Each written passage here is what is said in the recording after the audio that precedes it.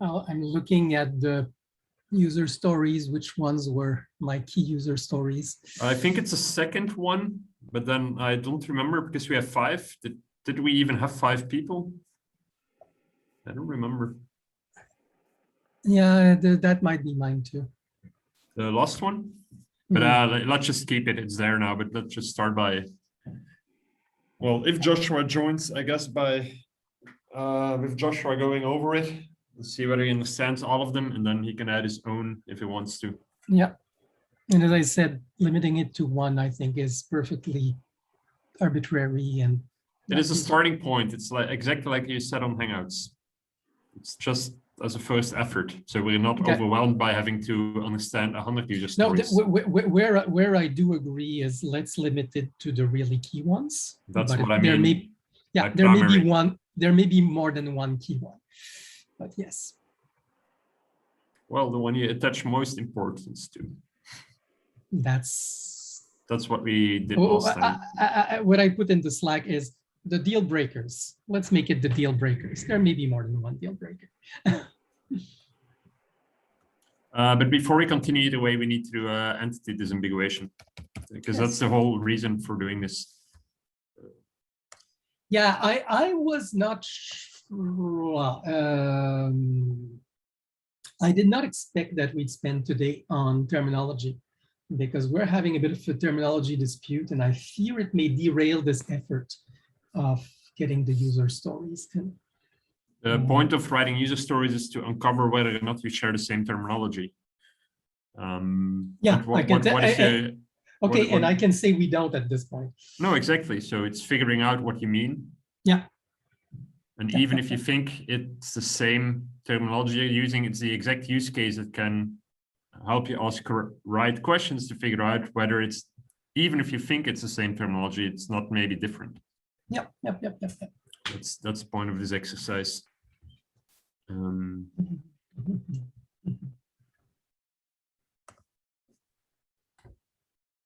Yeah. Okay. Claim definition concept. Definition. That's going to be interesting. No, I'm just afraid we're going to go into Friday a lot, but that's okay. Friday, you wanted to delve into, what was it? You mentioned it yesterday. I want to revisit the notion of the whole notion of ambiguity versus abstraction, situated versus bare claims. What do we mean by standalone?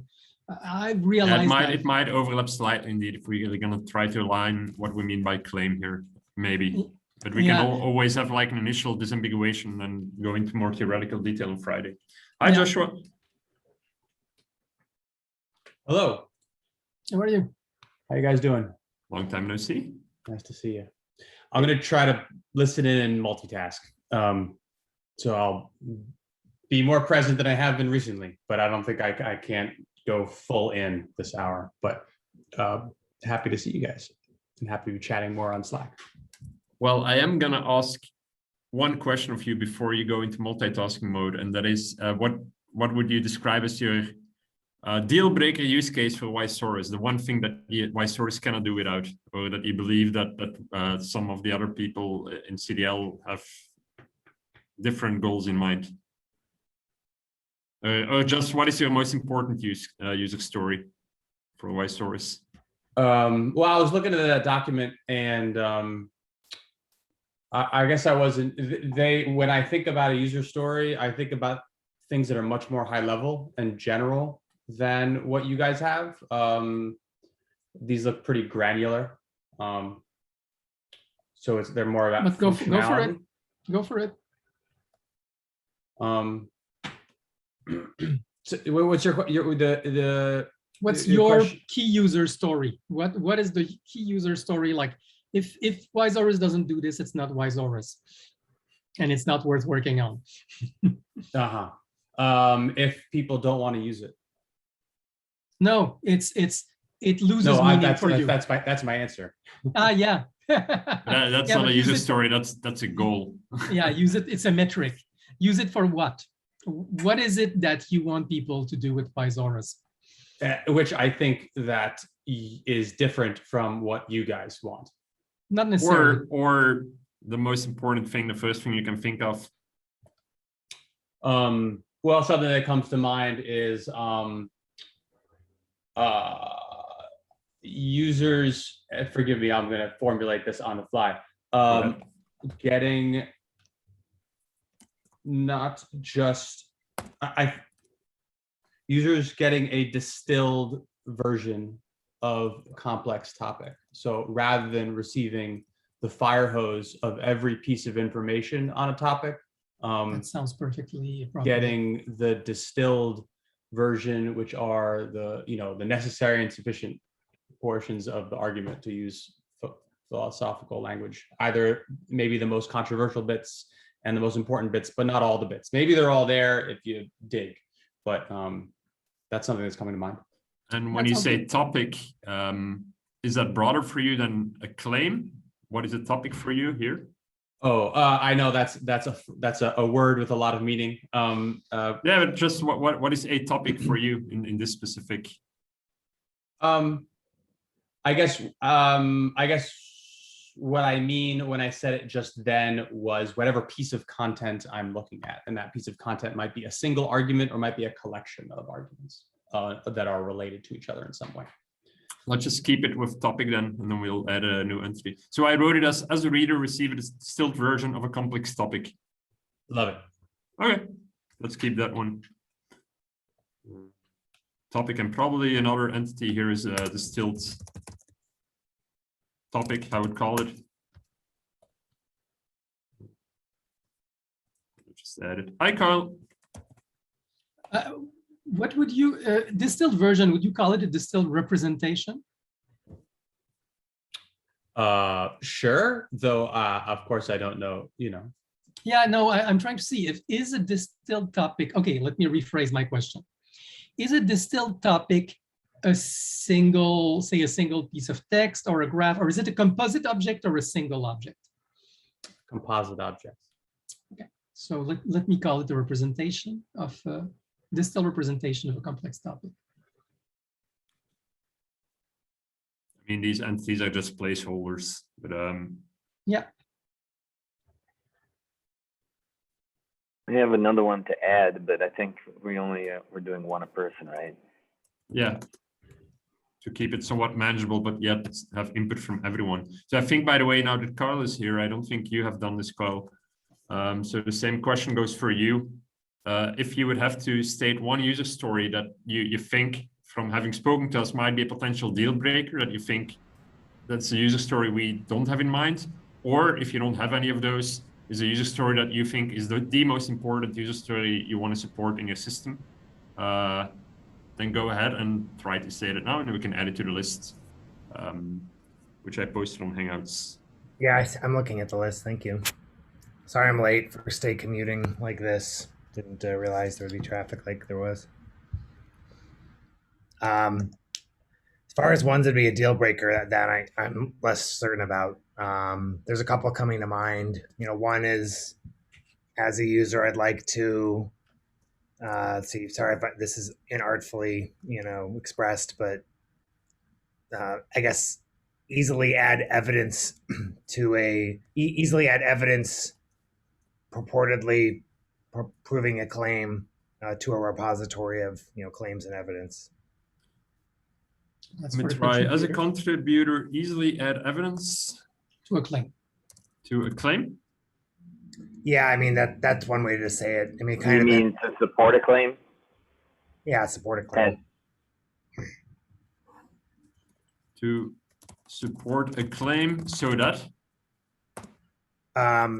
So that I can remember why I think certain things are true, and I can share why certain things are true. So I don't know if that's allowed to do a comment. Yeah. But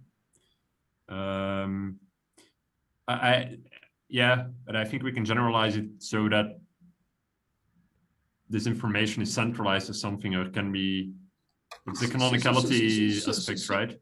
So that information is available to others. Or everyone. Yeah. Right. Even, I mean, but, and I include myself and others like future self. Exactly. I'll forget.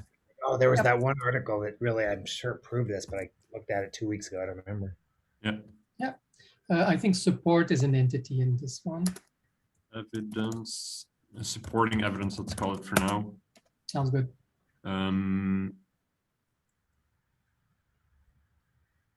Okay. Joshua, we forgot to ask you to show that. I think it's pretty trivial, but as a reader, receive a distilled representation of a complex topic so that I can understand it better, I presume. Or With quicker. little effort. Yeah. With less effort. Okay. Understand it deeply and quickly. And quick. Okay, got it.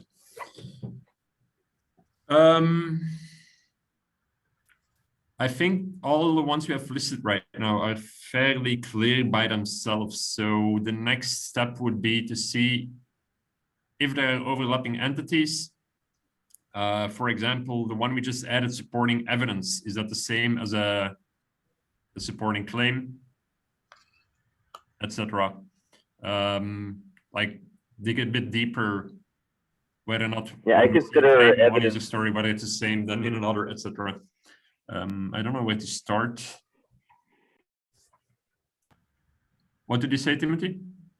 I consider evidence to be a specific entity, and I don't know if it's a subclass of claim or if it's something else. But I consider it to be probably a subtype of some or subset of supporting claim. Yeah, exactly. It's probably not the same as a claim. The problem with evidence, if you're talking about like text, well, anything really evident, text on a web page, a journal, a video, image, is that it's often unclear what the author's statement or claim would have been or should be or whatever, what they were thinking at the time or what they may think now, or what other people seeing it, interpret the claim to be. So I think saying that evidence is a claim or is a type of claim is tricky, and I don't think of it that way. I think of it as more of two separate things. I think people can try and find claims. They can argue for claims appearing in evidence. They can say, oh, this person's saying that. No, you don't get it. This person's from, this academic background. This word means that. What they really mean is this. But I would try not to conflate the two. Agreed. But yeah, the one recurring one in each of these user stories obviously is claim. So I think that's probably a good starting point to see whether or not these user stories all share the same notion of claim. There's the first one, the third one, fourth, fifth, and the last one that all use claim. So maybe we can go over them one by one and see whether or not we believe these are the same entity or different ones. So as a web author, I want to link to a claim in a claim repository. So this is apparently something that's stored somewhere centrally so that my readers can support and oppose a claim, which is also visible to any web content link to the same claim. So here it's all about having a claim that you can link to. I think we agreed that user story by itself is clear, but now we need to find out whether or not that claim is the same than the third user story.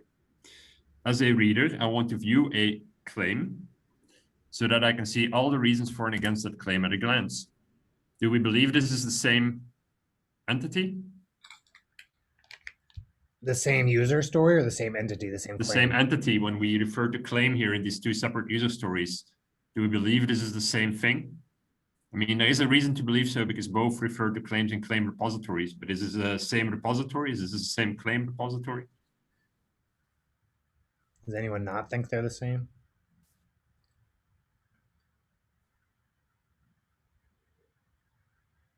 I think they're the same, so we can probably try to add that as a working title claim for now. And then Marc-Antoine might say, well, but now this will become the claim we think about now, but we can always rename these things later. It's just about being consistent. There's a third tab called entities I can add it to. Oh, actually, I should be screen sharing, right? Oh, you're on the entities tab.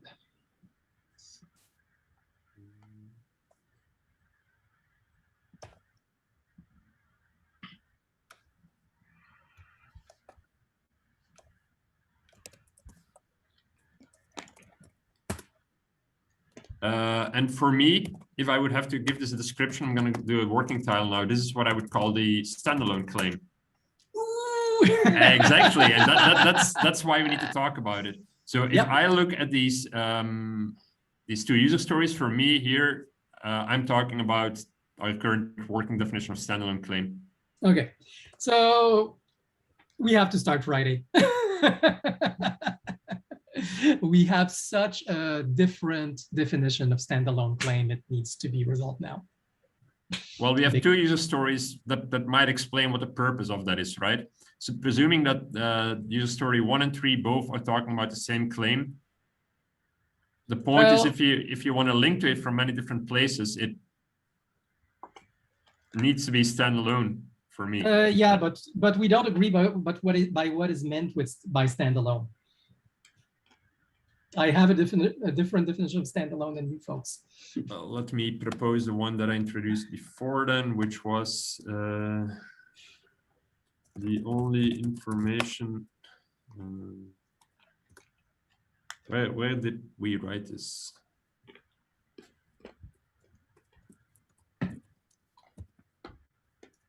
Okay, I think I should make my distinction also.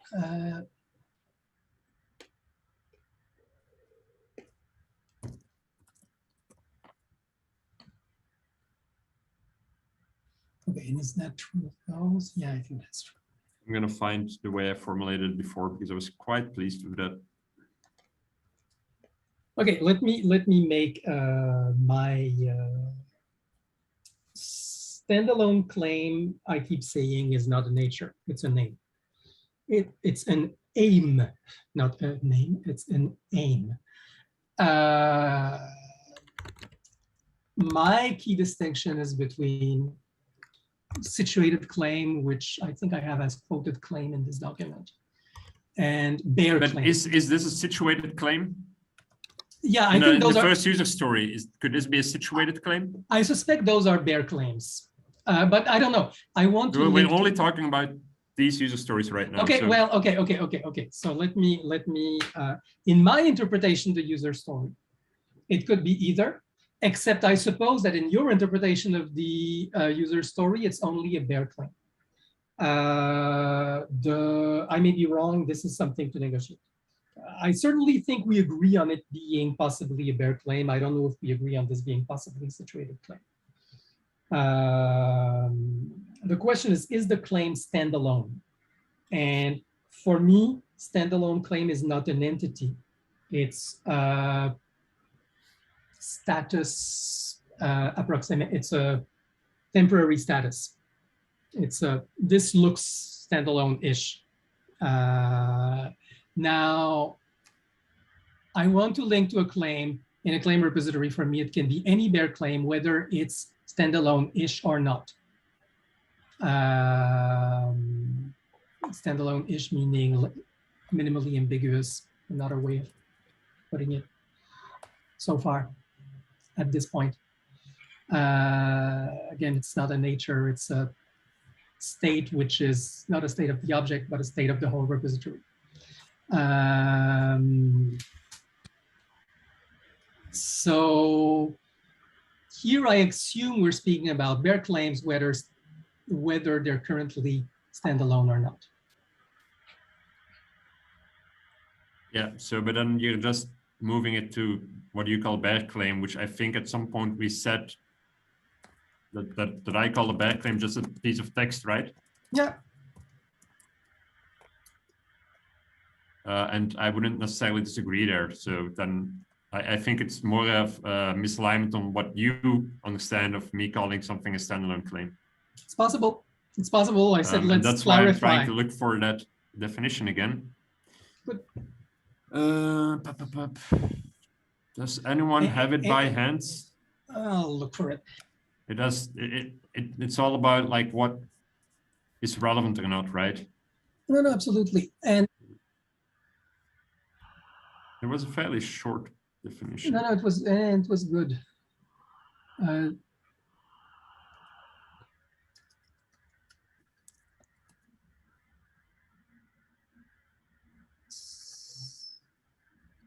damn it. only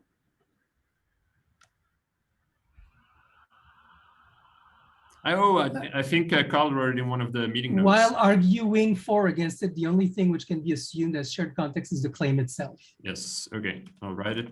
While arguing I'm there. for or against it, the only thing which Done. can be, okay, and I'll cancel this. Oh no, I undid your, Well, yes, perfect. yeah, Yes. Yep. So, and the reason for that, if you look at the user stories, why that's how I define it is, well, different people can link to it, and the thing you're linking to defines what you can add as supporting and opposing claims. It's not the sources from which it is linked to. The whole point, if you look at the user story, to show that is to centralize it, and that's where the definition comes and from. my objection to that, I mean, I like this, but I'm saying it is not an entity type. It does not exist. We can never say a claim is a standalone. It's standalone at a point in time because we have not yet identified ambiguities in it. And it stops being standalone when it's the status of being standalone or not is temporary and dependent on the whole state of the repository. How is it dependent on the state of the repository? If the only thing, if you look at the definition, if the only thing while arguing for or against it is the claim itself. For now, until somebody comes and says, No, not you know, for now. I'm not That's the clear on definition. this. No, that will. What I'm saying is that definition will never be true of any claim. It's only not true Carl, if you're allowed to we edit don't the I mean, claim. It sounds to me, forgive me if I'm wrong, but it sounds to me your point is like user, data about a person that is only true as long as the data in the database hasn't changed. It seems like you're saying something that's completely unnecessary, which is, oh yeah, this is going to change in the future. Well, okay, I don't understand why. So don't change it. That's why I said it's immutable indeed. No. That people say more things around it, and the things you say around it become part of the context. Okay, I mean, it's like saying the web page. Let's define the context of the web page. We need to know, the ads that are loaded next to it and how you did the HTML and how you did whatever. No, we don't have to go into all those details. We understand that data changes and the arguments will be added, and that becomes part of the understanding. I don't see it needing to enter into the description. What I'm saying is that there's the fact that it's standalone or not does not depend on the claim itself. It depends on objects around the claim, which is, hey, I'm claiming there's an ambiguity here. And the claim itself may be perfectly immutable and lose its standalone status by external. I disagree with that. Okay, I also disagree with that. That's my point. I think it shows that you don't understand that the definition is a goal. It means that users looking at that claim can only look at the claim itself to determine what is relevant. I agree totally with that's this. a shared agreement in the community that uses these entities. You're saying is, oh, that community cannot be assumed. No, let me see if I can translate what I understood from Marc Antoine. And maybe I half agree with you in the sense that it's something we haven't discussed yet, which is, the standalone claim, which is immutable, it's entered as a sentence. That's what I was calling it, a statement, right? And what you're talking about in terms of adding context is what I call adding disambiguation, which is a step towards what I call a canonical claim, which is a fully disambiguated claim. And so what you are saying is that a standalone claim can change, can evolve into a canonical claim by adding disambiguations that point to it. Is that what, more or less what you're saying? It's in a way that's true, but I'm actually viewing it from the opposite use case standpoint, which is a claim that we thought was standalone can lose its standalone status by identifying hidden ambiguities. We thought this term was clear, but actually there's an ambiguity. Standalone doesn't mean, standalone does nowhere in this definition does it mean that it has to be clear. like I said many times before, a standalone claim can be ambiguous. Okay. A standalone claim can be unclear. And maybe we shouldn't call it standalone, but the definition Okay. I'm suggesting here implies that it can be unclear and ambiguous. I don't think Okay. you two are talking about different things. I mean, you know, I think for you, Stephen, a standalone claim is the run of text where you can only assume the text of the claim itself. Which And is for what I'm Mark, calling a Or bare claim. any additional formalizations we might add later. If we Fine, add yeah. definitions at some point and these are included in the claim, that's part of it. Yes, Okay. I agree. A formal claim is also a bare claim.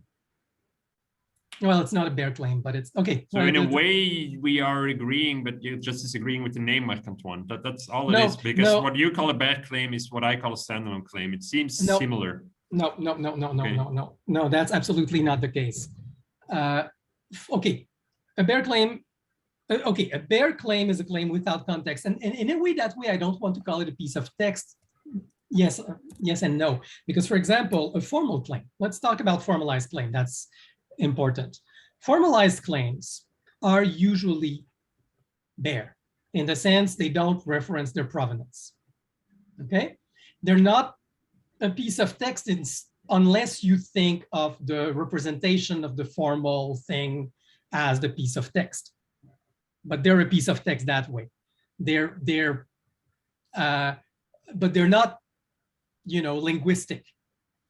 A formal claim is not linguistic. It's a formal statement, which is representable as a piece of text, but it's a formal statement with a formal apparatus to interpret the formal statement. But it's also bare in the sense, no provenance. Now, potato claim, yes. The question of, the reason I'm opposing standalone, it's that standalone is a asymptotic aim. It's not something you can say, this object is a standalone claim. You can never say that. You can say, this object is as standalone as we got right now. That's why we named it to potato, because when I say standalone, I'm not referring to what you're calling standalone now. It's a different definition of standalone. Let's call it potato claim. Okay. If you, but what I'm saying, okay, while arguing for it against it, the only thing which can be assumed as shared context is the claim itself. Yeah, and maybe that is the same as bare. And I'm saying that's not the same as standalone. When I'm saying standalone, yeah, but that's because you have a different definition of standalone. But yes, which is what I started with. Yes. Yeah.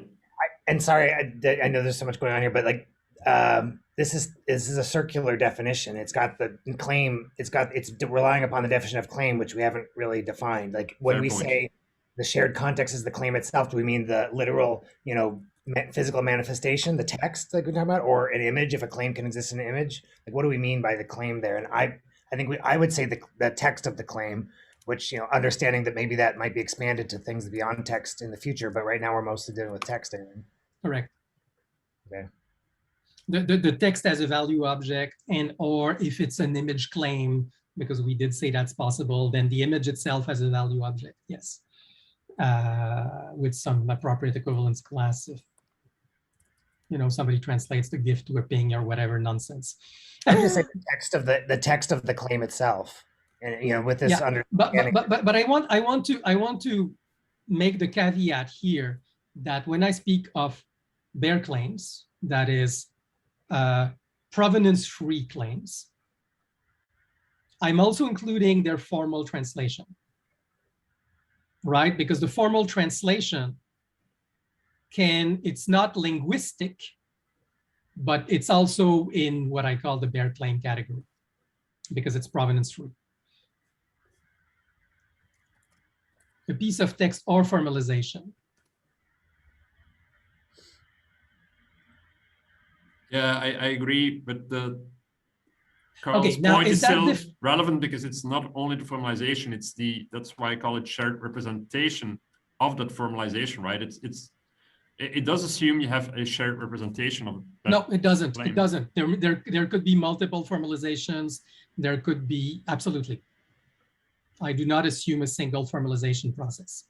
No, for the one you're looking at, like you have a claim and it might have some type of formalization. Let's say it includes some very precise definitions that aren't a run of text. It's like some metadata attached to that run of text. Yep. It still presumes it's still bare in the sense it's still Yeah, agreed. provenance But, free. but Provenance free.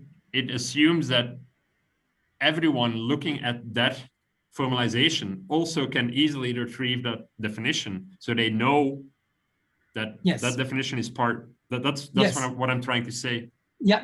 That's what I mean by shared representation. In a way, but it's I hard think to I agree with define. that. I think I agree with that. And I'm not calling it standalone because in my opinion, standalone means intelligible on its own, which may not be true of some bare claims. Some bare claims, you look at them, it's supposed to be intelligible without context. You can try and you can fail. And in that case, it's a non-standalone claim. It's an unintelligible bare claim that happens. And this is why I want to distinguish bare claims from standalone claims, but I'm saying standalone claim is not a thing, it's a temporary status. I mean, isn't intelligible in the eye of the beholder? Absolutely my point.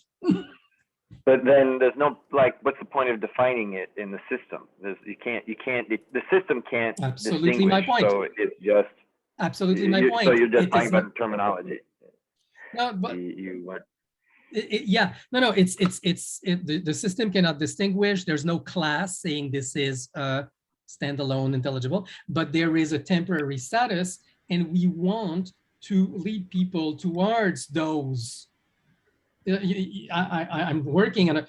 Basically, I'm saying we can actually formalize what we mean by minimally ambiguous or ideally standalone or ideally intelligible claim. We can make that formal, even if it's not even if it's a temporary status, even if it's a contextual status, even if it's not something that the system can determine absolutely, it's something that the system can determine relatively. And we want to drive people towards those claims which are more understandable. And that's what I'm calling standalone-ish. Is a standalone claim also a forever unambiguous claim? I don't believe in forever, but it's unambiguous so far. But so far. So if you would imagine an infinite future where this thing never was, needed to be disambiguated, like every single person. Yes, correct. Okay. So a standalone claim in your terminology is a forever disambiguated claim. It has no ambiguities that will even arise at any time in the future. And it's an ideal state, I think we all agree. It can only ever be realized through presentation to enough people and enough context to say, yeah, it turns out there's no ambiguities here. Not a single rational actor finds any ambiguities in this claim.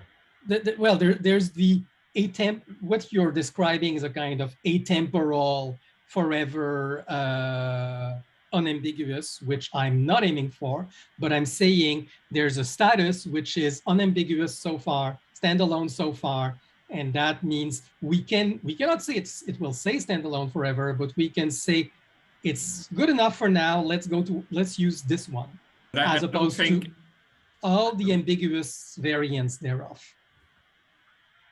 I agree there's a difference, but so what I'll say we'll call this bare claim to please you, Marc-Antoine. I mean, I would argue we can just call it claim, and any other ones we can call with a prefix, but for the sake of the current discussion, let's call it a bare claim. I think we are moving towards a shared understanding of what that is, and I tried to write it up again, and I copy-pasted in the definition of claim we agreed on like ages ago, which is an assertion that is made by a true or false declarative sentence. Declarative sentence borrows from linguistics, so I still suggest we use that, and it also removes the circular nature of this definition otherwise. But it's more than that. It's a bare claim. So a claim could be an assertion that is made by a true or false declarative sentence. What makes it a bare claim is that while arguing for or against it, the only thing which can be assumed as shared context is the sentence itself. And because we do know more than this already at this point, the associated representation of formalized elements. And I'll call it shared representation because I think it will be fairly important. It's rendered the same on different platforms, or similarly. two caveats to the terminology, but I think there's definitely going towards an understanding. True or false declarative sentence, linguistic or not, linguistic or formal, I would say. What is a formal declarative sentence? Propositional calculus expression using. I mean, you're redefining declarative sentence as far as I know. Yes, that's exactly what I'm doing. See, for me, I suggest you just use the one from linguistics. No, that's exactly what I'm disagreeing with. Oh, you don't want, okay. I'm saying for me, they're both bare claims. Linguistic and non-linguistic claims are both bare claims. But then how do you represent? It's a proposition for that reason, because I think it most closely aligns with what people think of as like propositional calculus, like logically. And I think the word proposition is accessible enough to a lay audience that it's not like, you know, oh my gosh, what is that? A derivative? I don't know. An integral? I don't know. But proposition works, I think. I have no problem. I have no problem.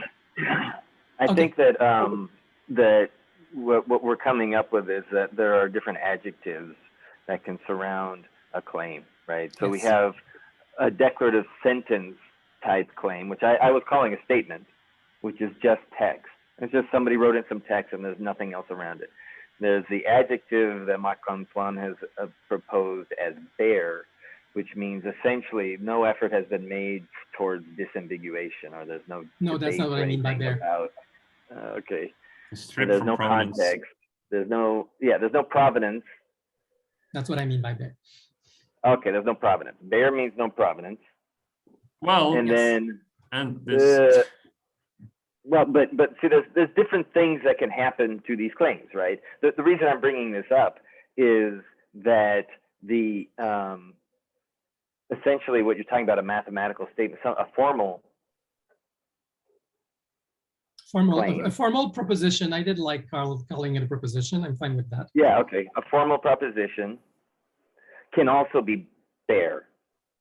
You're not saying what book it came from or whatever. So that's an adjective that's a qualifier on whatever the other thing in the center, which we're saying could be a declarative sentence, or it could be a formal proposition. Yeah. Or whatever. And then there's disambiguation, which is some other aspect I would like to add on to there as a separate adjective.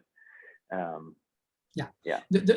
What I'm trying to say is bare claims can include both linguistic bare claims and formal propositional bare claims. Okay, but let's look at the definition we have right now. So my only question in that regard is, if a bare claim, while arguing for or against it, blah, blah, the only thing that's assumed is the shared representation of the formalized elements. So let's assume you want to include proposition. What will that shared representation be?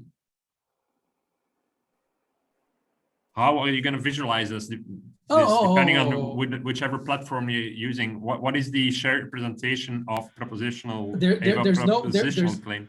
There's no question that in a UX, a proposition would be represented as a string in most cases, but sometimes it'll be a diagram, sometimes it'll be something else. I don't think that there's an obligation that it takes a given representation. What I do want to say is... Okay, let's take an example. Let's make this very concrete, because that's why I'm stuck that I'm not certain that a mathematical proposition is even a bad claim. You're trying to convince me it is. So let's take an example of a bad claim that is a proposition, a mathematical proposition, and we can go over it and walk through the current definition, whether that works. Okay. Well, I can give you an example that is described as propositional calculus, right? Something like for all x in R, there exists a y, blah, blah, blah. I mean, I could cook one up like that. And then I'm starting with the linguistic formal claim.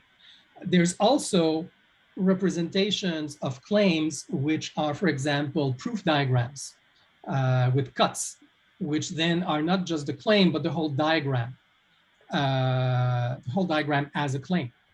And then it's not, I mean, of course, you can encode the diagram in a string, right? There's a serialization thereof, but that doesn't mean that it's the traditional representation. I'm trying to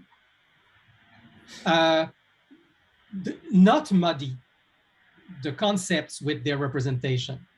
What I'm saying is an assertion that is made true by a true or false declarative sentence. The question, what bothers me here is sentence. Do we just mean linguistic sentences or you know, like natural language sentences, or do we also allow formal languages?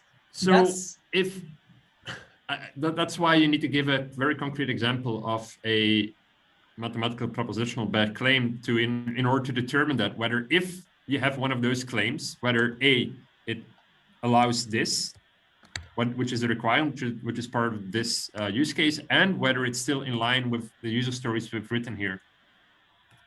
That's essentially what I'm trying to do. I'm trying to figure out, like, you want to say something a grammatical unit, blah, blah, blah, blah. Yeah. You want to say something like all natural numbers, or can you give an example? Okay. I like this definition of sentence that I shared. It's probably overly broad for a proposition or a claim, whatever we want to say, because it includes things like, I don't know, I'm fine, or yes and hello, examples they give. But I mean, this is what I think of when I think of a sentence. Yeah, but there's a difference. So a declarative sentence is basically the one that. And yeah, then declarative sentence, I think, is something you're saying is a more narrow sentence, and it's something that describes a state of affairs or a fact of being that may or may not be true, something like that. Exactly, which is quite essential for our definition of claim, because that's the whole reason why you want to use it. Yeah, what's the problem with declarative sentence? I didn't quite follow. To me, we're talking about whether or not a mathematical propositional something that Market One is looking at an example of, whether that falls under our definition of declarative sentence, or whether we should change it to make clear that it also includes that. But I want to see an example first to understand what we're talking about. None of us are arguing for actual users using like a propositional calculus, right? Like, I think that would just be too inaccessible. I wouldn't even want to do that. I'd rather just write text. So, I mean, is there any problem with using, like, if we wanted to represent things that could, were propositional calculus in nature, I think we would still use whatever a mathematician would say out loud when they were reading that, like for all, so well, they wouldn't say it like that either. That's also my reasoning. And then the actual calculus would be the formalized elements that are attached to it, in my opinion. Okay. There's an example. Okay. There's a lot going on here. I could give an example. You need to stop sharing screen so I can. You can also just paste it in here, but okay. No, I can't, because this is what it looks like. Yes, it doesn't. You don't see it. You'll want the LaTeX to run the LaTeX part. Okay, but that's a nice one example. Second, I'm not done. Okay, you ask why would users use mathematics, and that's not your use case, and that's perfectly fair. But let me back off. In the sense, why are we talking about formal representations at all? You need to understand that context. And that way, the math example is not a good example. We're talking about two very concrete use cases. The question is, does it fit these two use cases? If it doesn't, then we can talk about it at a later point in time, but we're talking about use cases 1 and 3 right now. Yes. And we're trying to understand what we mean by claim. And we're trying to understand in the context of the user stories 1 and 3. Well, I'm checking if we are actually agreeing on the context. For me, I would include all bare claims, though I would lead users towards unambiguous or what I call standalone, but I'll use that unambiguous to avoid the standalone term kerfuffle, towards currently least ambiguous bare claims. But for me, any bare claim can be addressable in the system. That includes, and this is where it's important why I care about the question of formal claims. At some point, we'll have ambiguous claims and we'll want to go towards canonicality. And Carl should be there because I'm saying that for his benefit. Sorry, I didn't realize the network changed between walking. No problem. The one thing and that's a separate use case, yes, but it's part of why this conversation needs to happen. We are hoping to have canonicality. That means we want to be able to say those two claims are surface different, they have different linguistic expression, but they're essentially the same claim. But I think we're talking about the linguistic expression right now. Yes, correct. What I'm saying, one way we will find that these linguistic expressions are the same, one way to do it, not the only way, Is is to add formalizations to linguistic expressions, to what we're suggesting now to call bare claims. Okay, no, and this is where we differ. You assume the formalization is added to the claim. I'm saying the formalization is in itself a bare claim. It's another bare claim. And we're saying this linguistic claim can be interpreted as this formal bare claim. So for me, the bare claim has a standalone existence. And the reason for that being that two linguistic bare claims can point to that same canonical formal bare claim. So it's not an addition necessarily. I'm not against addition as another mechanism, but I'm saying it's not necessarily an addition. The formal version can live on its own as a bare claim. Yeah, so here's the problem. If you need to understand the formalism, like what you copy pasted here, let me share it just so we're clear. What you copy pasted here is, what is this? I don't know what language it is. Either way, whoever is gonna represent that shared representation, which is a use case here, the user stories we're talking about right now, will need to be aware about that formalization in order to represent a shared representation. That is the problem. It does not support the use case. The use case we're talking about is that anyone can show that shared representation, and that's the thing that users look at, not computers, to determine relevance of supporting and opposing arguments. That's a perfectly valid point. If you're saying the most common use case, and here I want to, is that people will filter out formal representations. And that means... that's not even what I'm talking about. I'm talking about the need to support these use cases. It underlies that you need to have a shared textual representation. A textual representation, not one relying on a formalism that you might or might not share. The one thing we all share in the use cases of the central claim repositories is linguistic expression. So for me, linguistic expression is pretty much goes hand in hand with my definition of bare claim. Okay. Interesting. I do disagree with that. In the sense, I'm saying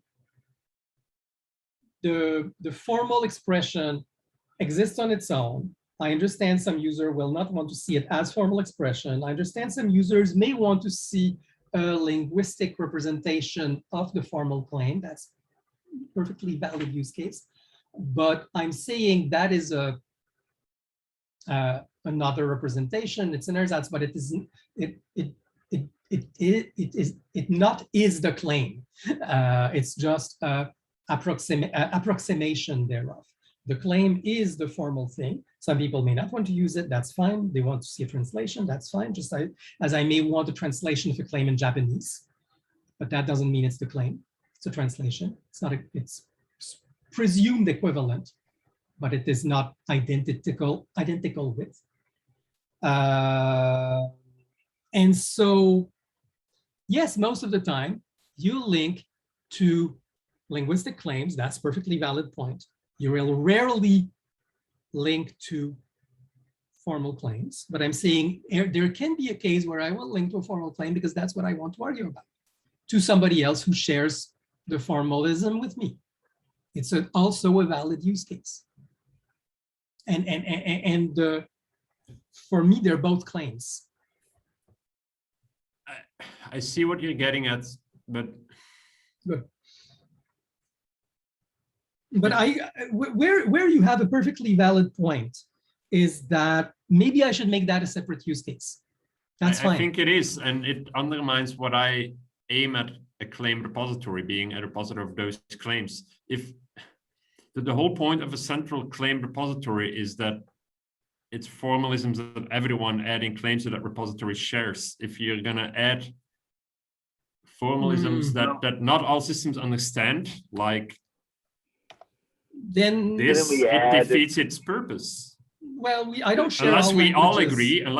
agree, in the claim repository that this is how we represent propositional logic, sure, then I might be convinced of that. That's do what you for want- me falls under formalized elements. Okay, I have a question for you. Do you want the repository to be monolingual English, American English? That is a valid question. With the current definition, it is only the one claim in the one language.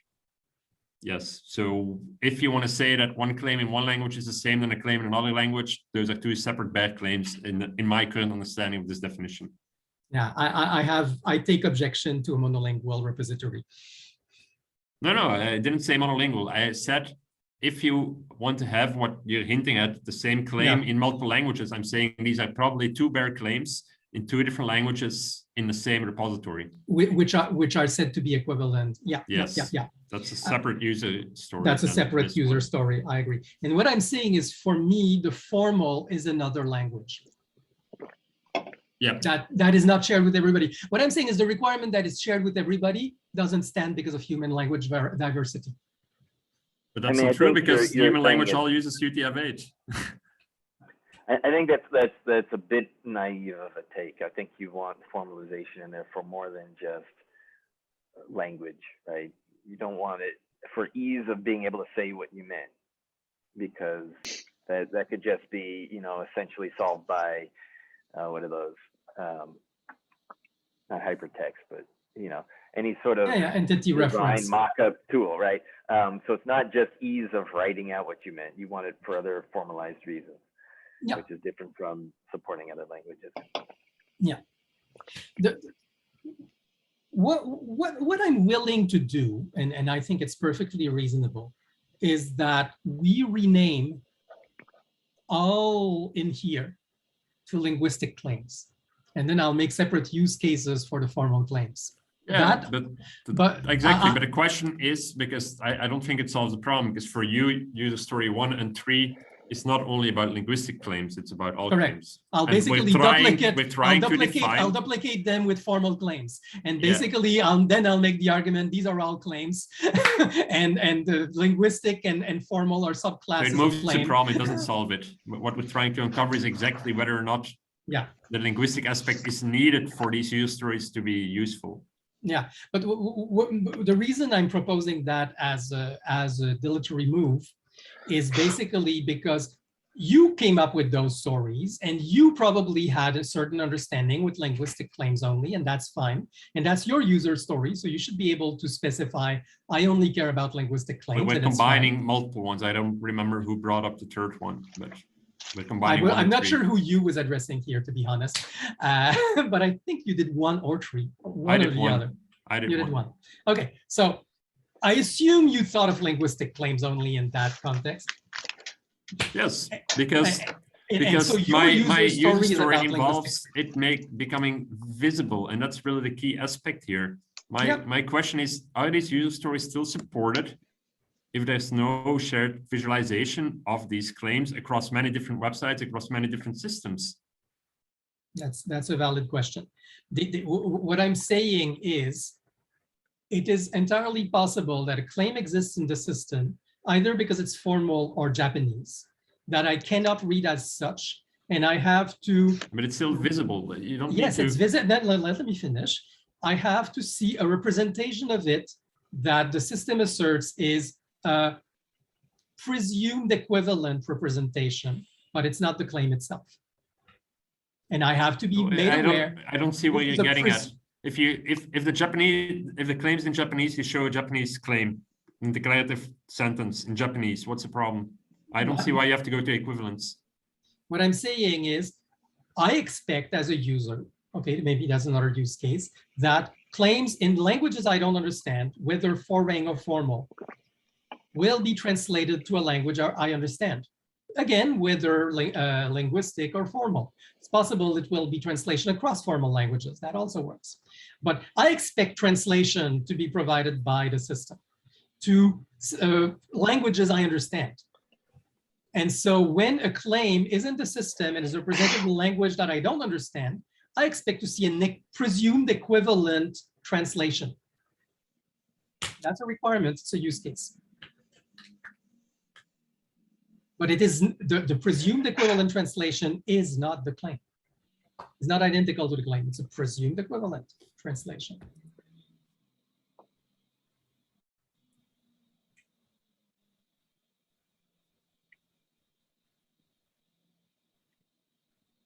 I would be okay moving forward with the like the narrower use case of linguistic claims, if that helps us to then move forward with like linguistic use cases. I mean, and I, partially that's because I think linguistic claims are like the easiest, representation for claims, and so I think we can get a lot of ground, like utility out of doing that. But I'm happy with that.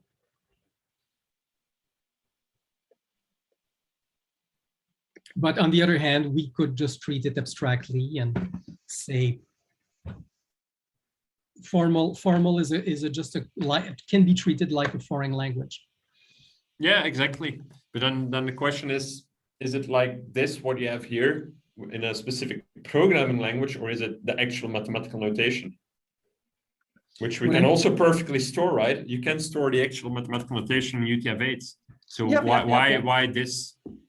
Well, I mean, and sometimes, as I said, I gave an example. I did prefacing, this example is just a string, and there's also examples where you have a whole diagram of proof, and then... Yeah, but that's a proof, and is a proof a claim? Of course it is. Arguments are claims.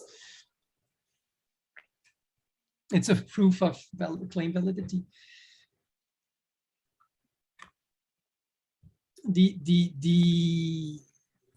What is written here, just for the sake of all for X? What is written here? Can you try to just for? Well, can you let me share screen? Can you let me share screen, please? Yeah. Okay. You can also just add it here, like what is written there in human language. Well, I can't.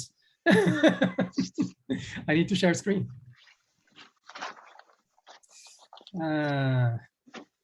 Or find an easier example, the minimal example that shows what you want.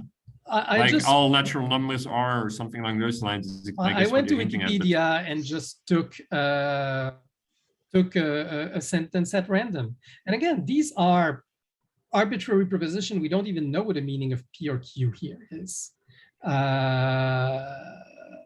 But here's an example about abelian group and saying that X plus Y. Are you sharing something I'm supposed to see right now? I see your chat window, Slack. Oh, yeah. damn. Wrong. Sorry. And it's interesting if you say you don't know what it means. It might be what I call not standard. Well, you gave me. I did not have much time to look for an example. If X is contextual, as in why I don't allow this is a nice claim, it would not be. Well, actually, that's a weird exception. This is good. It's not for me a bare claim that would pass curation. In the same way, if you have mathematical claims, bare claims, as you put it, that require on the paper in order to make any sense at all, I also wouldn't allow them. So 1 second. The one I pasted was this one. I copy pasted this, and this is what you saw. And this one, it depends. When I say I don't know what it means, is that P and Q could be anything here. Here, this is about abelian order groups. So this is actually a statement about a certain type of object. So you would prefix it with for every abelian order. It's a formula. Group. Is a formula a? Does P have a definition, or is it just P? Like, what is P? What is F? And what is Q? P and Q here are some preposition, and that's why I'm saying it's meaningless because there's no context. And okay. Yeah, I wouldn't allow this as a claim, right? Exactly. I mean, I think it's kind of like what Stephen already said. Like if I said, this is a fun, this is a true statement, or this is a sunny day. I don't know, anything that I think you call them indexical somewhere. Someone called them indexical. Yeah. Things that refer Stephen, outside. Stephen, yeah, and my point is, I agree totally with that. And the point that Stephen is making about this like basically indexical statements not being useful, I call them ambiguous. I'm saying they can exist as bare claims. They're useless. I agree they're useless. But then we have to update the definition. So I should add non-indexical here. Because that's indeed part of my definition of bare claim is that it is non-indexical. Okay. And so it's already one step towards disambiguation.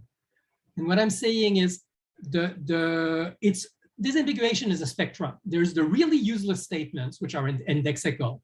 There's the unattainable ideal, where everything is self-defined. And that means it includes the whole dictionary, because every term has to be defined, and each defined term has to contain its definitions, terms definitions, and so on. And there's, something useful and pragmatic in between, which is practically legible, that nobody sees too many ambiguities with, and we can proceed with. That's the pragmatic middle. So there's the unattainable ideal, there's the useless statement, and there's something somewhere in between, which is fuzzy. And I'm saying all statements, any statement has a bare version, which is a claim. It may be perfectly useless and ambiguous, but what I'm saying is, even when we remove indexicality, we are using terms which turn out to be ambiguous when we delve deep enough. So we hope we're getting. But again, we're not talking about. But I see your point that indexical claims are on a similar spectrum. But I guess what I'm hinting at is that for the user stories we're talking about, 1 and 3, there is an assumption that if they're too ambiguous, as you put it now, or what I call indexical, they would be moderated out and they wouldn't be added to the central claim repository because it no longer supports the use case. And it might help, therefore, if we want to continue this discussion, that you find a proposition that is non-indexical. Okay, fair enough. And this is what I was starting to do, but go ahead, Kyle. So I would say the way I tend to think of this is that kind of in a pragmatic way, that if this crowdsourced system has a large enough audience, the audience itself should help us identify which claims are ambiguous versus which aren't, because assuming there's enough people who are motivated enough to look at the various claims, if something's ambiguous, someone will have a motivation then to create an alternative claim or to do whatever the system allows to identify it. And if we don't see that, given that there's a sufficient usage of the system, we say good enough. People are interacting with this claim without the need to propose an alternative or whatever. So but there's a cutoff point of ambiguity that I'm trying to identify here, and that is that indexical claims are ambiguous to everyone. Each individual person will interpret and can interpret. Yeah, I agree. Whereas that's a sweet spot I'm trying to strike in this definition, is ones that are obviously indexical and different to everyone and different to every context are useless. Right, I don't disagree with that. I think I would include indexical in like a standalone claim, or at least a valid standalone claim. We could say, like well-formed standalone claim. One that wouldn't be moderated out or something. Moderate out ideally. What I'm trying to, I agree with you. That is all. First, the reason I keep harping on saying indexical is temporary status is because of this crowdsourcing process, right? Something is entered in the system, it's assumed intelligible, and then somebody crowdsources, this could mean this or that. Okay, but that's a different topic, but because again, bare claim is allowed to be ambiguous. It's just not allowed to be so ambiguous that everyone can interpret it differently. And where the point you're making, and it's perfectly valid, is that there are claims which are perfectly inherently ambiguous as to be useless, such as indexical claims. Hi, thank you. And see you next time. We need a name for that. We need a name for those claims which are unambiguous enough. And that's not what I'm calling a bare claim. For me, bare claim just means no provenance. And I do include perfectly useless indexical claims. Whether they're addressable by the system. Make a placeholder, useless, fully indexical claims or something like that. Yeah. And for me, those are bare claims. They're useless, but they're bare claims. Now, we want to distinguish, and we need another objective for that. And maybe that's what we'll use for standalone. I'm, tentatively. But we don't have to go there yet. That's not what we're doing. We were trying to find an example of not a useless, fully indexical propositional mathematical claim. That's the goal. But maybe you can take that as homework. Yes, absolutely. But I think this would actually stand. Like suppose A, for any ordered abelian group A, there for all X in A, for all Y in A, blah, blah, blah, this, given the definition of order. So given in the definition of the ordered abelian group, and the definition of plus given in the ordered abelian group, and the definition of zero. So for any, so I would, this is a good example. Now this one is definitional, so maybe it would be more interesting to have a theorem that is a non-definitional statement claim. Like for example, axiom of choice is equivalent to the well-ordering principle, but those are a bit more complicated to write. But what I wanted to show you also is how would you support or oppose this? Like just take the for all X, for all Y, X plus Y, like that one. I mean, it's trivial enough. Like, how would you support or oppose this? And is this really something you want to model in a central claim repository? That's a perfectly valid question, and this is why I was Which saying are the two user stories we're talking about? Yeah, and which is why I was saying that the mathematical thing was a bit of a red herring. Though I introduced it, what I do want to, the real reason I care about all this is because of the canonicalizing formalization of linguistic claims. So maybe we should take examples of that, but those were.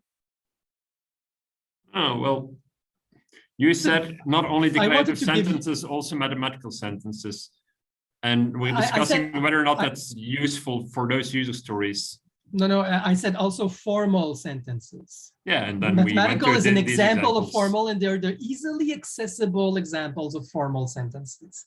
So forgive me for using those as an example, even though I did say at the start they're a red herring.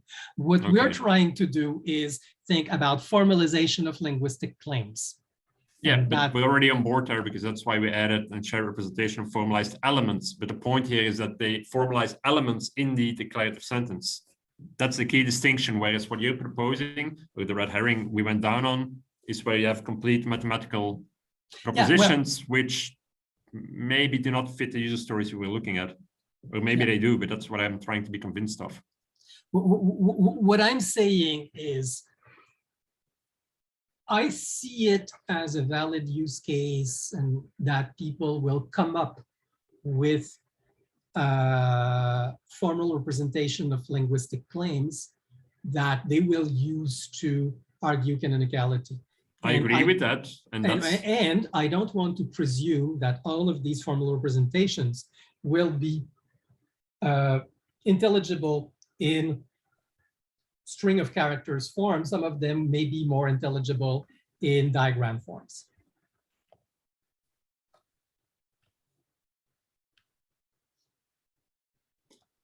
I think we can leave that open for now. Absolutely. I mean, again, I do not disagree with formalizing elements of linguistic declarative sentences. But the point is that the definition relies on declarative sentences being there. And the formalisms append to that, add to that.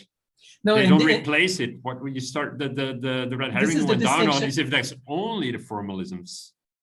And this is exactly where we disagree. I'm saying. But then find an example. I mean, it's as easy as finding one example. No. We can discuss, but like living in the abstract where, there might be only formalism that doesn't have a declarative sentence that you want to add supporting and opposing claims to in a central database without giving one example is. What I'm saying is I'm giving you a promise, and it's an obvious promise. When we have at least one formalizing process for going from declarative to formal, then it's perfectly valid to suppose maybe somebody could arrive at the resulting formalization, not from a linguistic sentence, but directly. That's my example. Now, of course, it's a promise of an example, but it's a perfectly reasonable promise. So, it is. It is, but to me, it breaks incremental formalization and the fact that any user interface, any system sharing that claim repository can render it. And that's why I do think for me, incremental formalization means that you can always render it as a declarative sentence, and then why not make that the key thing of the bare claim? Okay. There's two things. There's the I don't see how it breaks progressive. One second. Let me finish my sentence, please. I don't see how it breaks progressive formalization, because I don't see that progressive formalization means that all formalization must be achieved necessarily progressively. It's just that it's possible to do so progressively. It can be rendered in a non-formalized form. Now that's a separate requirement. No, that's the same for me. Incremental formalization means that you do not need to understand the more complex formalizations in order to see a representation of it. And that's what I'm calling, there should be, even I'm willing to say there should be, presumed equivalent translation in a language I understand, which is not the same, which is what you may call representation, but which is not the same as the identity of the claim. Just as I'm saying, if I'm doing automatic translation in Japanese, I'm trusting the automatic translation to do a good enough job, but I might be wrong. You're saying you can render multiple sentences from one formalized form. Yes. And there is no ground truth of one. Yeah, and I agree with your requirement that there should be such a translation mechanism, because otherwise what you see is something you cannot understand.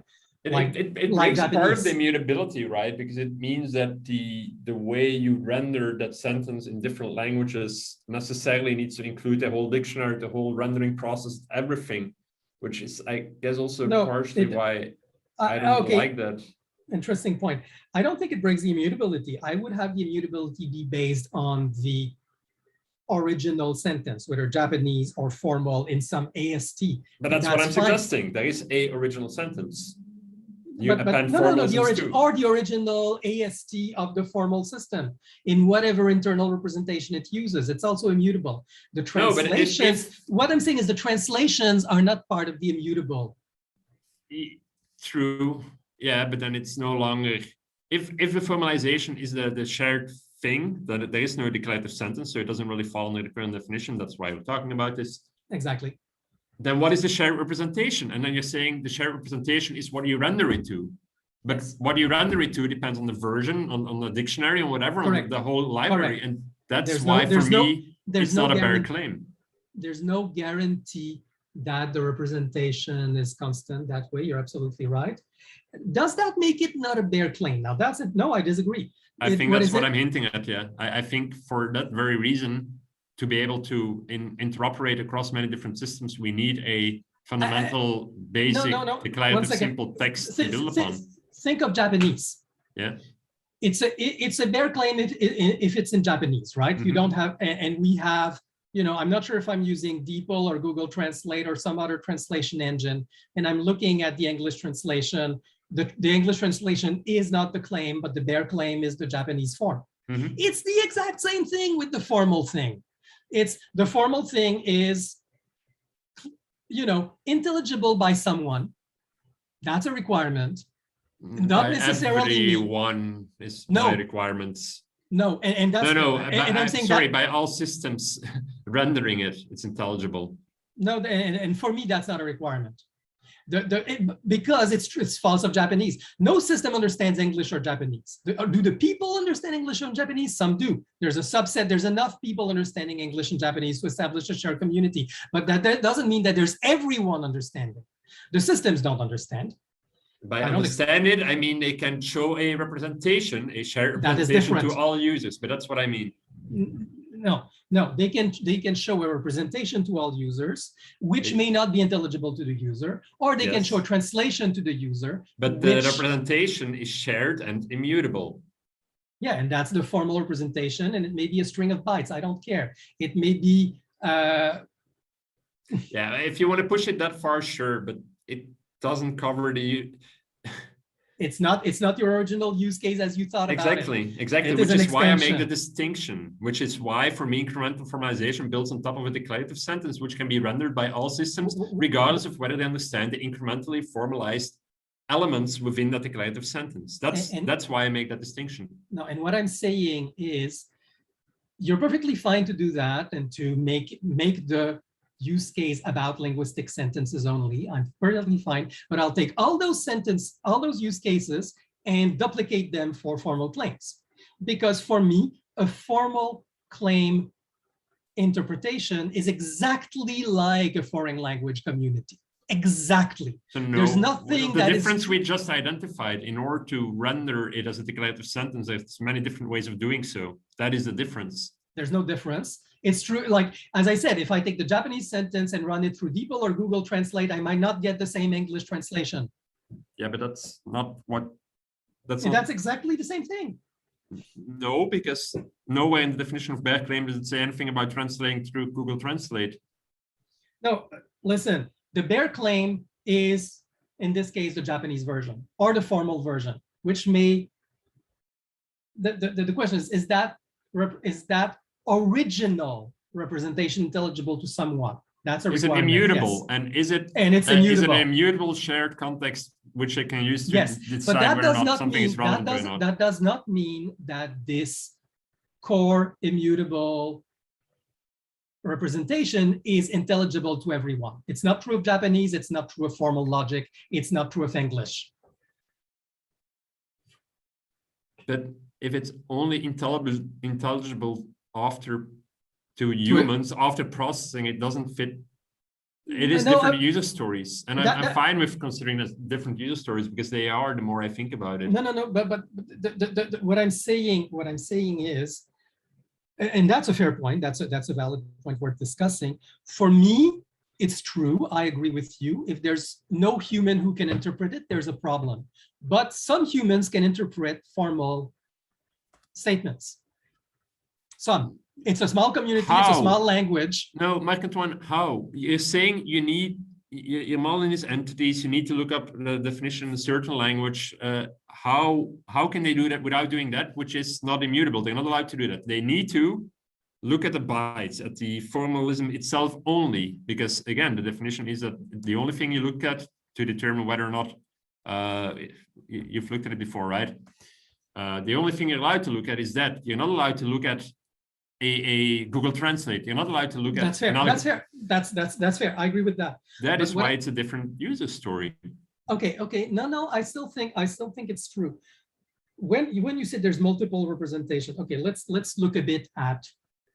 Let's play a bit. Mm-hmm. When I say it's the AST and ultimately it's the bytes, I was pushing a bit because I do expect a human representation.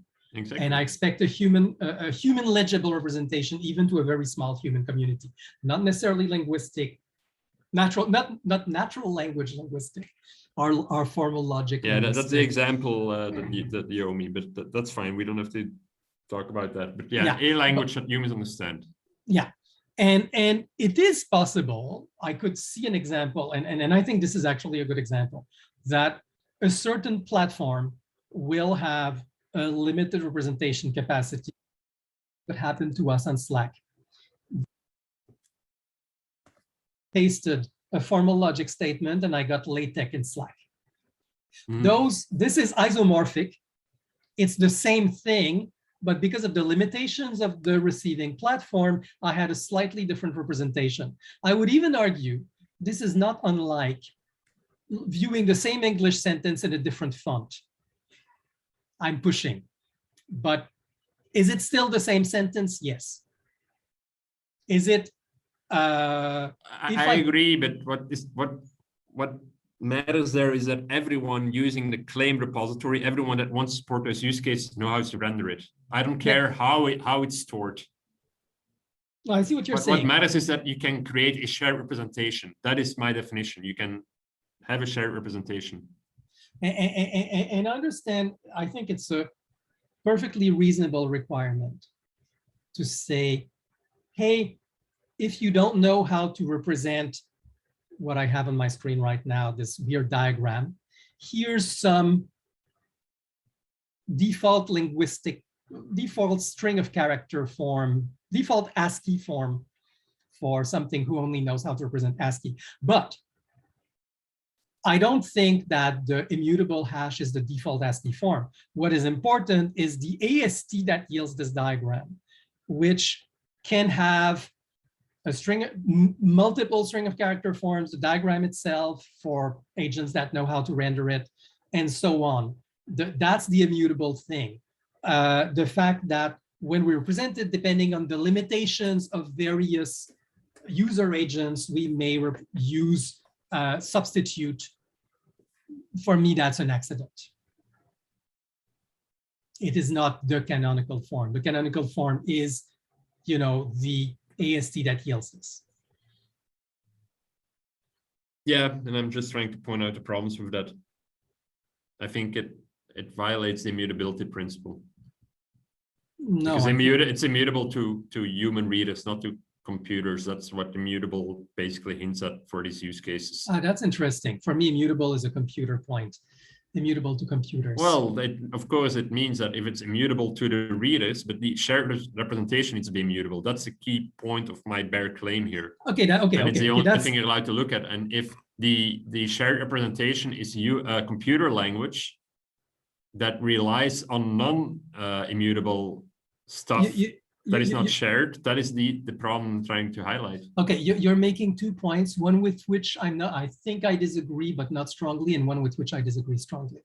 But the first point is really interesting.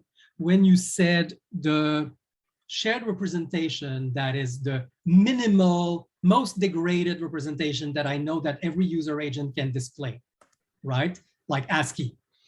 That one should be immutable. That's interesting. I did not think of it as immutable. I could agree with that. I don't a priori, but I'm willing to. I think it is. If you look at the user story, it has to be, because that's what can be assumed as shared context. If that is different, you have different assumed shared context with different representations. That's the whole problem. But that's always true. That's what one second. The definition of that claim tries to resolve. I wasn't done, and okay, I wasn't continue. done. Second thing you said, and the shared representation is the only thing you should see. Strong disagree with that. Hard disagree with that. I didn't say the only thing. It's Yeah, the only thing that you can assume a shared context to make choices whether or not something is relevant. The definition is in front of you. Oh, that's interesting. Yeah, but for me, what I can assume as shared context is the full thing, not the degraded thing. Okay, so that's the difference. In this case, look at this diagram. What I assume as shared context is a diagram. If because you have a degraded user agent, you can show that and get a ASCII representation of that diagram. I agree if we agree that all claim repository users, whatever, need to be able to render this. Sure, but then I'm going to argue why. How do I add a supporting claim to this diagram? It's a perfectly valid question. So that's not a discussion, just to clarify. My requirement is that everyone using the claim repository has a shared representation. And I'm arguing that having a shared format that relies on external things violates the purpose of the whole point of a bad claim. Okay, I don't think that's true, but okay, that's worth. If you render the representation, you need other stuff than the representation itself only. It's no longer a bad claim. Then you have some data you can use to render something, but if the rendering is different from client to client, it violates the whole purpose of why I say this is a bad claim. That while arguing for or against it, the only thing which can be assumed as shared context is the declarative sentence itself and the associated shared representation. If there is no shared representation, the purpose of why I introduce this entity is gone. I see what you're saying. I mightily disagree, and that's worth arguing for because you have a point.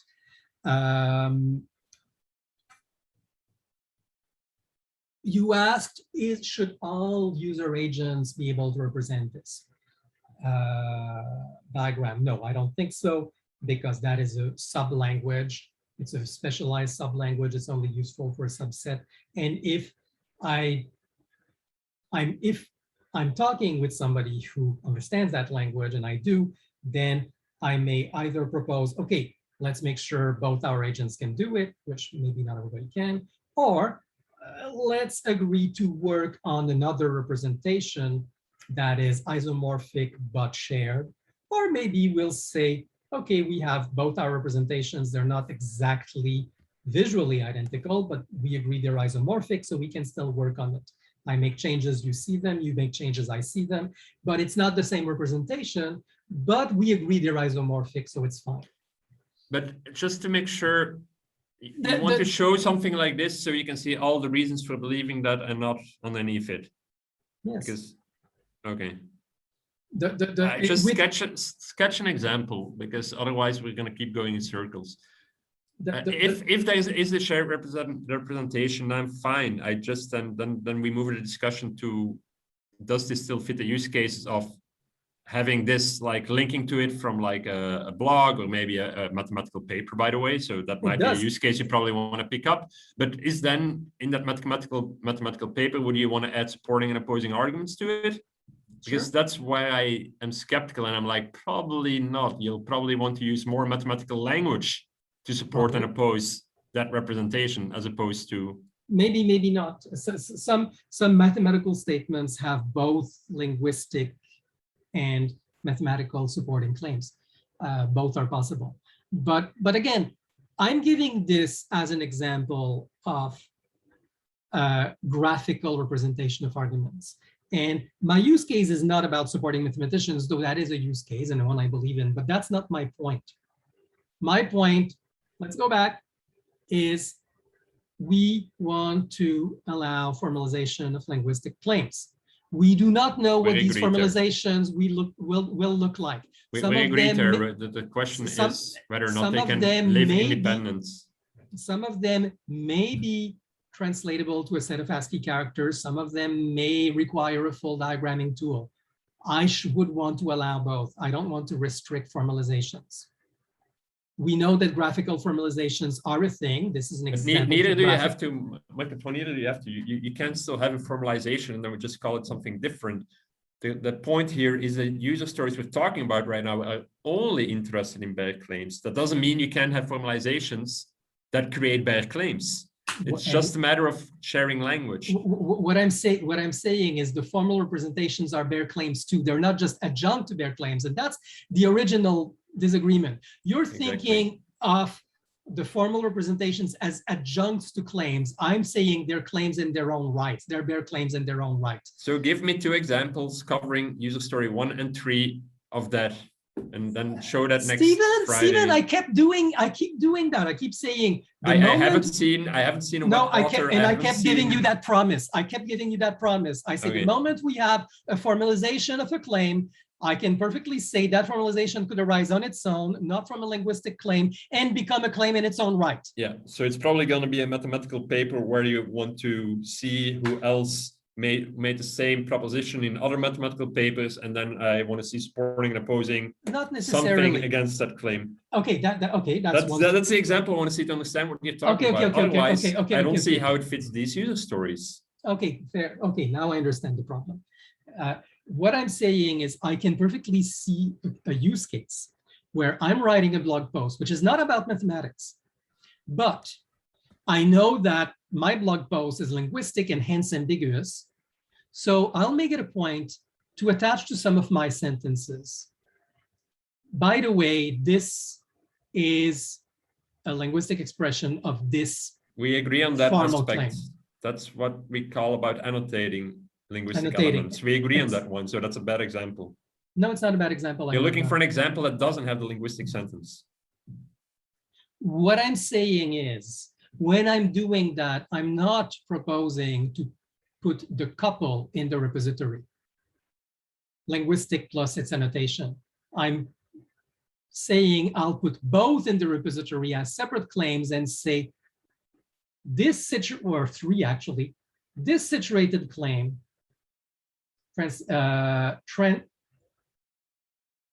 is meant to be interpreted as this propositional claim in that context, as this situated propositional claim.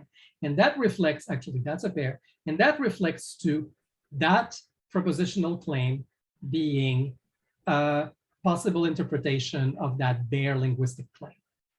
And we know it's a possible interpretation. And all 3 are bad claims. No, sorry, all 2 are bad claims. All 4. I now have 4 claims. Yeah, but what I don't understand is in this use case, there is obviously something where you do agree on what I tried to suggest as bad claim. And you want to say, oh, that what I call bad claim also has some propositional claim, which you say is also a bare claim. All I'm saying Yes. is let's disambiguate and let's call one propositional and the other bare claim. I'm saying let's call one propositional bare claim and the other linguistic bare claim. Yes. So I want to see an example where there is only a propositional claim, because that's the thing you're arguing for, that you might link to in as a blog author, I only have my propositional bare claim. Okay, where it makes sense is where I make a blog, or even, okay, first, one case is not in the blog, but in the system. And of course I could do it in the blog and I'll do that afterwards, but let's do it in the system. I'm saying this sentence this bare linguistic claim has been interpreted as this bare formal claim, and this other bare linguistic claim has been interpreted as this other bare formal claim. But actually, I disagree with that bare formal claim. I think it's actually should be interpreted as this other bare formal claim. And so I'm creating the bare formal claim, ex nihilo. Or I could even say, hey, actually those have a common abstraction. So I'm creating a bare formal claim ex nihilo as the common abstraction of the two bare formal claims. That's a use case. And saying both are special cases of this. Or I'm saying this is ambiguous, and actually the possible ambiguation are this and that other bare formal claim, which are less ambiguous. So again, I'm creating them ex nihilo. Yes, I'm creating them in the case where there's a basic linguistic. But if I'm doing the common abstraction, I may not bother to create the linguistic. I'm saying, here's a bare abstract claim that is the common abstraction of both of those. And I'm doing it without bothering to do the linguistic translation, though that can be done also and probably should.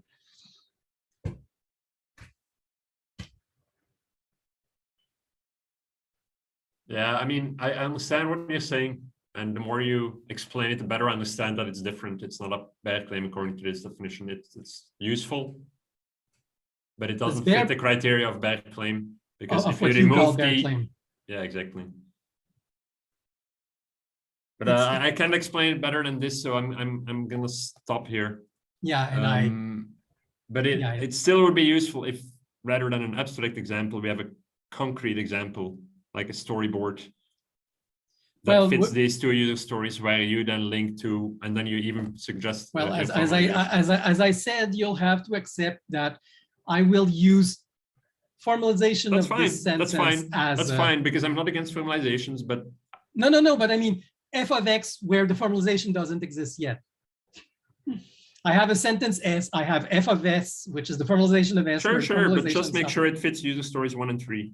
And yes. That's why I'm suggesting a mathematical paper, because it's the most likely candidate where this might be true. I'm trying to help you here. Yes, no, I understand, but I don't want to give the impression that this is only for mathematicians, because it isn't. No, but the other use cases we share more of, but then in these other use cases, there's usually a linguistic underlying declarative sentence, which I'm calling the bare claim.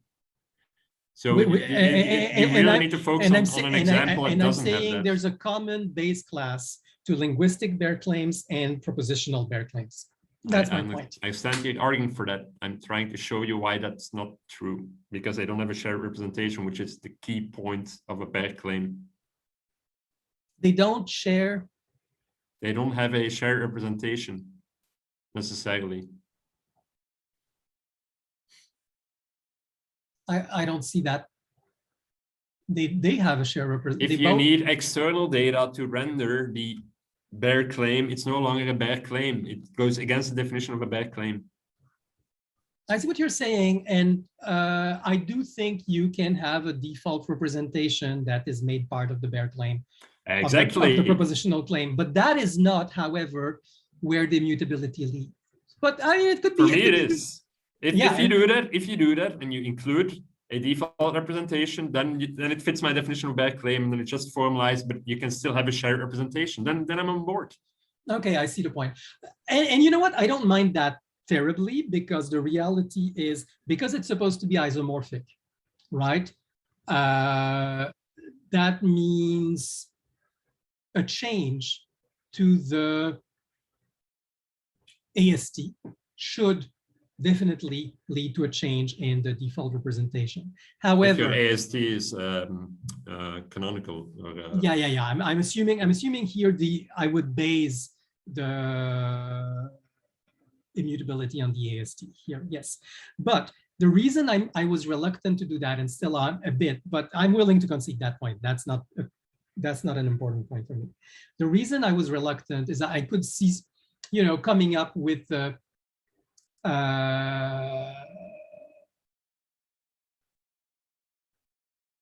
text serialization algorithm 2.0, wanting to do a batch rewrite of the text serialization, and it's still the same claims, but I changed the text representation, the default text representation.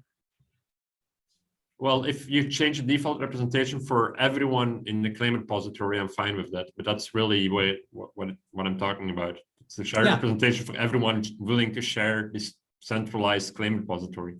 Yeah. And that is a perfectly valid point. And because it has to be isomorphic, there should never be a case where, suppose you're still, because I believe in federation, moreover, suppose you're still using representation 1.0 and I'm using representation 2.0, there should not be collision even among between versions. There, I'm with you. That is, or let's put the representation algorithm version as part of the immutability thing, which makes perfect sense.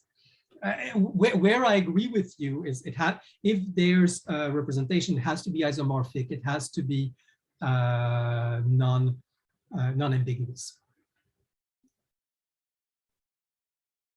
That makes sense. Okay, I think we did kind of reach an agreement. And then if these requirements all fit and they are valid use cases where those bare claims are needed, then I see no reason not to support them. And indeed, you can get some way with adding the version of the algorithm and all that stuff. That would be essential. And if then everyone can render the same representation from that, sure.